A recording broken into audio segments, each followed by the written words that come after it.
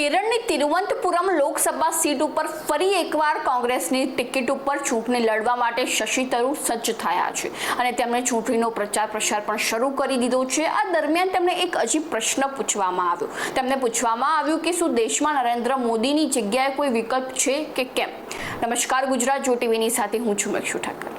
શશી થરૂરે પોતાના જવાબમાં જણાવ્યું હતું કે મોદીના વિકલ્પ તરીકે એક અનુભવી અને સક્ષમ ભારતીય નેતા હોવો જોઈએ જે લોકોની સમસ્યાનો જવાબ આપે અને પોતાનો અહંકાર ત્યજીને કાર્ય કરે। તેમણે વધુમાં જણાવ્યું હતું કે તેઓ વડાપ્રધાનના ચહેરા તરીકે કોને પસંદ કરે છે તે ખૂબ જ ગૌણ બાબત છે, પરંતુ પહેલા તો ભારતની લોકશાહી અને વિવિધતાનું રક્ષણ કરવું તે પહેલા આવે છે।